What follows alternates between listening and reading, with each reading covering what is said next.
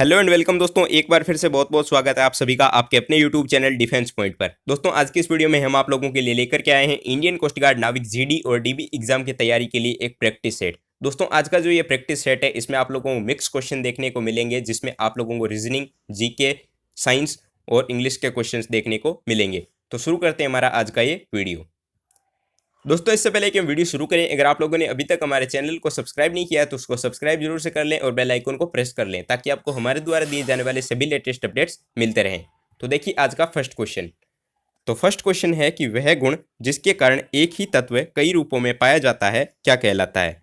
तो तत्वों का वह गुण जो है वो अपरूपता कहलाती है। बात करते हैं अपरूपता की। तो अपरूपता क्या होती है कि एक ही तत्व जो है वो अधिक रूपों में रह सकता है, जिसमें जो है वो भौतिक गुण भिन्न होते हैं लेकिन रासायनिक गुण समान होते हैं, जैसे कि कार्बन ऑक्सीजन में। ठीक है। और अगर बात की जाए कार्बन के अपरूप की तो हीरा और ग्रेफाइट जो है वो कार्बन के अपरूप होते हैं।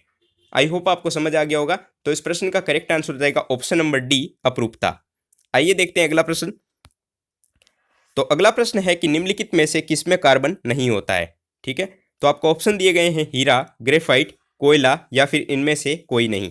तो देखिए हीरा, ग्रेफाइट और कोयला जो है इन तीनों में कार्बन पाया जाता है। तो इस प्रश्न का करेक्ट आंसर होगा ऑप्शन नंबर डी, इनमें से कोई नहीं। अगला प्रश्न है कि हाइड्रोजन के साथ सबसे अधिक यौगिक निम्नलिखित में से किस तत्व के द्वारा बनाए जाते हैं। तो हाइड्रोजन के साथ जो है वो सबसे अधिक यौगिक बनाने वाला तत्व कार्बन होता है। तो इसका करेक्ट आंसर होगा ऑप्शन नंबर ए, कार्बन। अगला प्रश्न है कि सभी जैव यौगिकों का अनिवार्य मूल तत्व क्या होता है। तो सभी जैव यौगिकों का जो अनिवार्य मूल तत्व होता है वो कार्बन होता है। ठीक है। यानी कि सभी जैव तत्व जो है वो कार्बन से ही मिलकर के बने होते हैं। तो इस प्रश्न का करेक्ट आंसर होगा ऑप्शन नंबर सी, कार्बन। अगला प्रश्न है कि भारी जल एक प्रकार का होता है। तो भारी जल जो होता है जिसको ड्यूटीरियम बोला जाता है वो एक प्रकार का मंदक होता है। ठीक है। तो इसका करेक्ट आंसर होगा ऑप्शन नंबर बी, मंदक। देखिए अगला प्रश्न है कि जल की अस्थायी कठोरता किसकी मौजूदगी के कारण होती है। यानी कि जल में जो अस्थायी कठोरता होती है वो किसकी उपस्थिति के कारण होती है। तो जल की अस्थायी कठोरता जो है वो कैल्शियम और मैग्नीशियम के बाइकार्बोनेट के कारण होती है। तो इस प्रश्न का करेक्ट आंसर होगा ऑप्शन नंबर ए, कैल्शियम और मैग्नीशियम के बाइकार्बोनेट। आइए देखते हैं अगला प्रश्न। तो अगला प्रश्न है कि जीवाणु की खोज किसने की थी। जीवाणु, इसको इंग्लिश में जो है बैक्टीरिया कहा जाता है। तो जीवाणु की खोज जो है वो ल्यूवेन हॉक के द्वारा की गई थी। तो इसका करेक्ट आंसर होगा option number B, Leeuwenhoek. देखिए अगला प्रश्न है कि टिश्यू कल्चर किसके अध्ययन से संबंधित है। तो टिश्यू कल्चर जो होता है वो अनुवांशिकी के अध्ययन से संबंधित होता है। ठीक है। तो इसका करेक्ट आंसर होगा ऑप्शन नंबर डी, अनुवांशिकी या फिर जेनेटिक्स। अगला प्रश्न है कि उर्वरक के अत्यधिक प्रयोग करने से क्या होता है। उर्वरक, जिसको इंग्लिश में जो है वो फर्टिलाइजर कहा जाता है, इसके अत्यधिक प्रयोग करने से देखिए मृदा प्रदूषण, जल प्रदूषण और वायु प्रदूषण होते हैं। तो इस प्रश्न का करेक्ट आंसर हो जाएगा ऑप्शन नंबर डी, ये सभी। देखिए उर्वरक का अत्यधिक प्रयोग करने से जो है मृदा प्रदूषण, जल प्रदूषण और वायु प्रदूषण हो जाता है। तो इस प्रश्न का करेक्ट आंसर हो जाएगा ऑप्शन नंबर। देखिए अगला क्वेश्चन है कि he is of a very affable nature. तो एफेबल नेचर के लिए जो है वो क्या यूज में किया जा सकता है। तो देखिए आपको दिए गए हैं प्लीजेंट, हम्बल, इरिटेटिंग और क्वेरलसोम। ठीक है। तो इसके लिए जो राइट आंसर होगा वो हो जाएगा ऑप्शन नंबर ए, प्लीजेंट। आइए देखते हैं अगला प्रश्न। तो अगला प्रश्न है कि Jack was a dash Russian writer.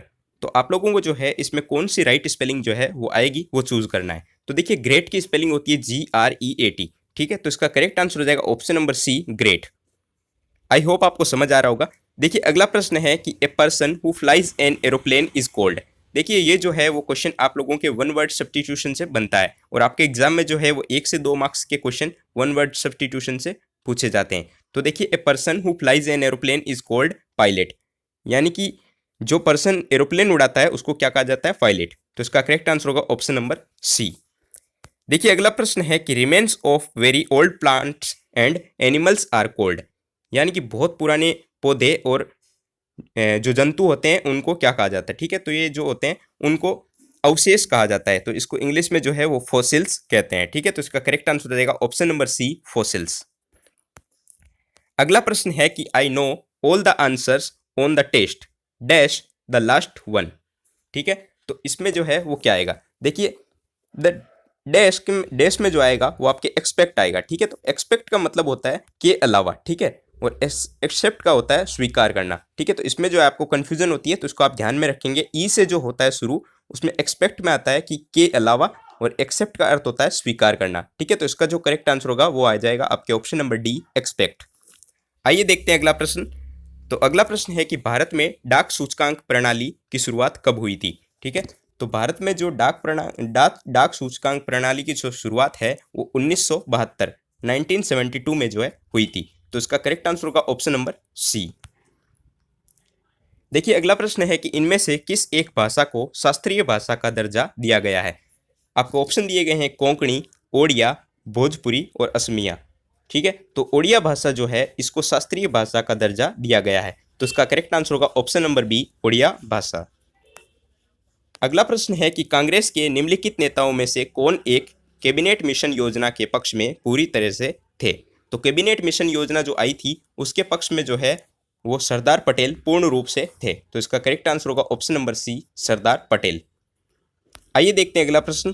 तो अगला प्रश्न है कि स्वतंत्र भारत का अंतिम गवर्नर जनरल कौन था। दोस्तों काफ़ी ज़्यादा इंपॉर्टेंट क्वेश्चन है क्योंकि काफ़ी बार जो है आपके एग्जाम में पूछा जा चुका है। तो स्वतंत्र भारत का अंतिम गवर्नर जनरल जो है वो सी राजगोपालाचारी थे।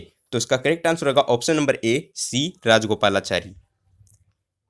देखिए अगला प्रश्न है कि निम्नलिखित प्रश्न में दिए गए विकल्पों में से विषम शब्द को चुनिए। दोस्तों ये जो क्वेश्चन है आप लोगों के रीजनिंग से बनता है। तो देखिए आपको दिए गए हैं ऑप्शन बोतल, तरल, बर्तन और कप। तो देखिए इसमें विषम शब्द जो हो जाएगा वो होगा तरल। क्यों? क्योंकि देखिए बोतल, बर्तन और कप ये तीनों जो है वो पात्र होते हैं। ठीक है, लेकिन तरल जो है वो इसमें अलग हो जाएगा। देखिए आज के इस वीडियो का आखिरी क्वेश्चन है कि कारखाने का संबंध जिस प्रकार उत्पादन से है ठीक उसी प्रकार अस्पताल का संबंध किससे होगा। तो कारखाने में क्या होता है? उत्पादन। ठीक है, तो ठीक उसी प्रकार अस्पताल में क्या होता है? तो आपको ऑप्शन दिए गए हैं चिकित्सक, नर्स, उपचार या फिर इमारत। तो कारखाने में उत्पादन होता है तो अस्पताल में क्या होता है? उपचार। तो इसका करेक्ट आंसर होगा ऑप्शन नंबर सी, उपचार या फिर ट्रीटमेंट। ठीक है, तो इसका करेक्ट आंसर हो जाएगा option number C. I hope आपको सारे प्रश्न समझ आ गए होंगे और वीडियो आप लोगों को काफ़ी पसंद आया होगा। तो इस वीडियो को लाइक कर दीजिए और चैनल को अभी तक सब्सक्राइब नहीं किया है तो उसको सब्सक्राइब करना मत भूलना। अगर आप लोगों को ये प्रश्नों की पीडीएफ चाहिए तो आप लोग हमारे टेलीग्राम चैनल को ज्वाइन कर सकते हैं, जिसकी लिंक आपको नीचे डिस्क्रिप्शन बॉक्स में दी गई है। अगर आप लोग इंडियन कोस्ट गार्ड, नाविक, जीडी और डीबी एग्जाम की तैयारी कर रहे हैं तो आप हमारी वेबसाइट defensepointprep.com के माध्यम से फ्री ऑनलाइन मॉक टेस्ट भी दे सकते हैं। मिलते हैं अगले वीडियो में, तब तक के लिए जय हिंद।